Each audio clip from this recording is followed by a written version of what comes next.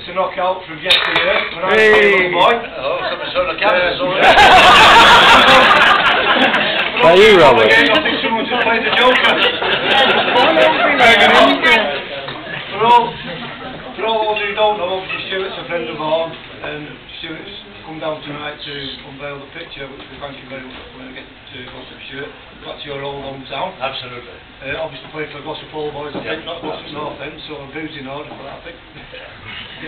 For all those of you who sometimes listen to Same Side Radio like myself, Stuart does a little bit of advertising on Same Side Radio, and he's got one advert at the moment that talks about wearing his winter drawers.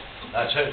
For a window. Winter drawers on. So I think he's one of his winter drawers on. In Glossop, you never take the buggers off. I think Stuart wants to say a few words, so yeah. we'll get cracking with that. And then Well, first of all, Vaughan is a most remarkable lad. He used to drive a big Pantechnicon for us when I was doing it to knock out around the world. He injured his arm that he painted with, and then he taught himself to paint with the other hand. He's quite incredible, aren't you? Yeah. Well, tell them. Tell them now. But he's a very, very, very talented artist, and that's why I'm here tonight, to pay a little homage to him, because I know that will be spectacular when we unveil it. But for all those who don't know, especially the younger people, I spent the best years of my life here in Glossop. Up on bloody Kingsmore Fields was our first house when I first got married in 1958. But prior to that, I went to the local grammar school. Everybody says it's a crap school. It wasn't.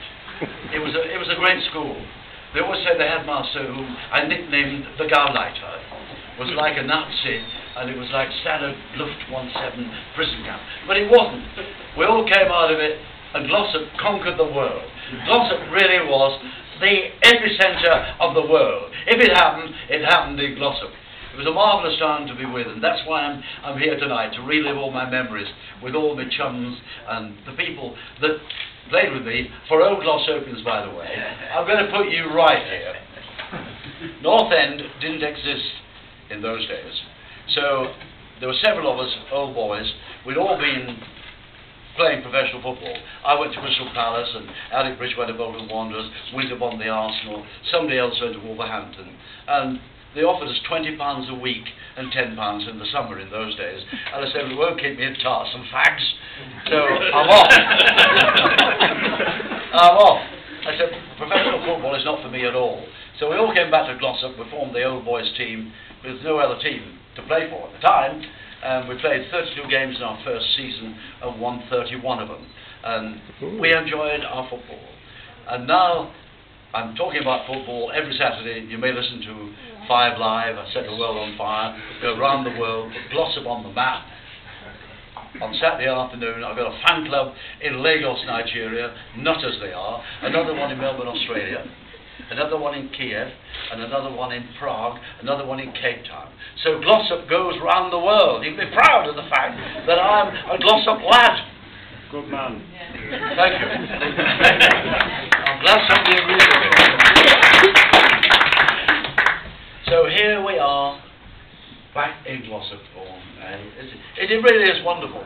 In the old days, when I used to do Sheffield Wednesday, Sheffield United, and Leeds United, when I used to come over the tops, I could see the little gas light that I used to have outside my house on Kingsmore Fields. That's where I first lived when I was married, on Kingsmore Fields, right at the top. And then, in the middle of summer, we had a blizzard. Then another blizzard. The snow came down, deep and crisp and easy. And it lay about 20 bloody feet. And it came through the doors and the windows, and I had to call the fire brigade to evacuate me and the kids from Kingsmore Fields. Then we came to live in Royal Avenue. It was nicknamed Sunset Boulevard. You all know Royal Avenue, just down there. That's where I lived and had the best years of my life. Life was fun in those days. Sam Simonite ran the police force.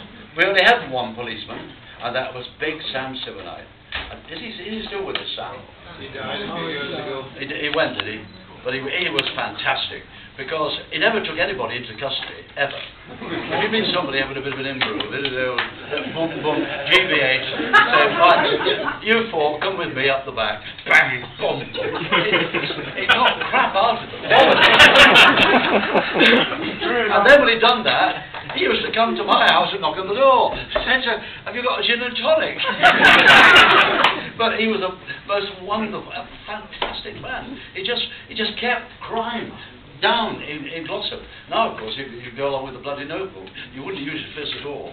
And then on one auspicious occasion, I had a birthday party, and I've always been fond of motorcycling. And my birthday party got a bit noisy. I thought, I'll get some fresh air. So I got the bike out, and we had, again, 3 feet of snow. I don't know what time of year it was. It snowed all the time in Glossop. So a mad doctor called Strangelove jumped on the pillion with me.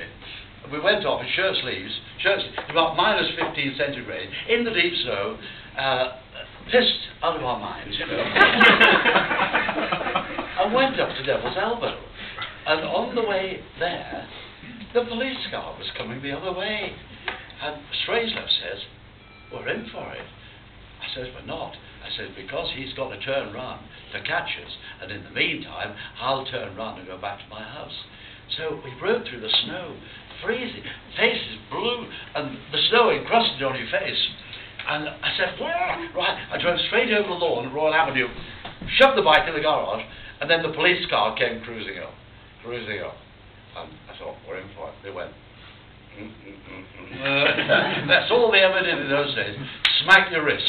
Never taken into custody, never jailed, never fined. It was a wonderful town. I hope it's still the same. I hope lots of never changed. Lots of bloody traffic lights, I know that much. It took me forever to get here.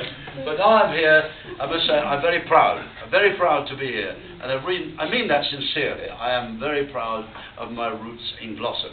Nobody can say anything wrong about this town within my earshot or my eyesight. Enough of that.